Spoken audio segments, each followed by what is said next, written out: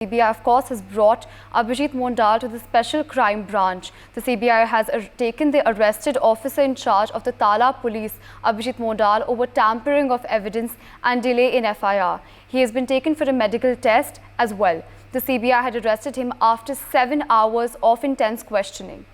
We have my colleague Renik Datta joining us again on the telecast. Renik, like you mentioned before, that there has been allegations of tampering of evidence and, of course, delay in registering of FIR by the Kolkata police. Can you tell us more on that aspect, and where do you think that the case stands at this point?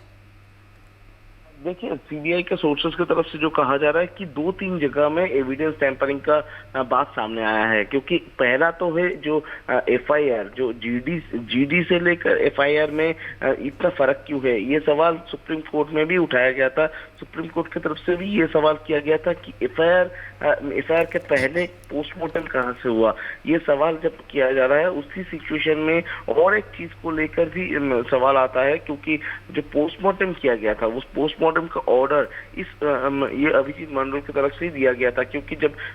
Hospital authority की तरफ से police को inform किया गया था कि शाम 4 बजे के बाद पोस्टमार्टम नहीं हो सकता, उसी सिचुएशन में अभिजीत मंडल की तरफ से ही एक लेटर दिया गया था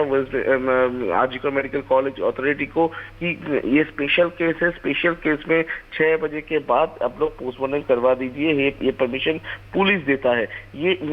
इसी जगह से सवाल आता है इतना जल्दबाजी क्यों था, और इसी जगह से एविडेंस टैंपरिंग का बात भी और एक बार सामने आता है। दो चीज गया, एक तरफ जो पोस्टमार्टम का बात और दूसरी तरफ एफआईआर का बात, और उसके साथ साथ सीबीआई के सोर्सेस की तरफ से ये जो कहना है कि इंक्वेस्ट रिपोर्ट जो तैयार किया गया था वो इंक्वेस्ट रिपोर्ट सही तरीके से तैयार नहीं हुआ था, क्योंकि इंक्वेस्ट रिपोर्ट में बहुत सारे जगह में कौन सी जगह में कौन सी चीज थे, बहुत सारे जगह का बयान जो कोलकाता पुलिस की तरफ से दिया जा रहा है, कोलकाता पुलिस की इंक्वेस्ट रिपोर्ट में जो है और जो परिवार ने देखा है, ये दोनों में फर्क है। और इसी जगह से सीबीआई को लगता है कि इसी जगह में कोई एविडेंस टैंपर हो सकता है। दूसरा अगर बात देखा जाए तो पूरा ये घटना में जो कॉर्डन ऑफ किया गया था वो कॉर्डन ऑफ सही तरीके से नहीं किया गया था। बहुत सारे लोग उधर अंदर घुस पड़े थे, किस तरीके से लोग उधर अंदर पहुंचे, कौन कौन लोग पहुंचे थे, किसकी परमिशन से ये लोग अंदर जा पाए थे, इसका जवाब भी सही तरीके से अभिजीत मंडल की तरफ से नहीं दे पाया गया। और इसी को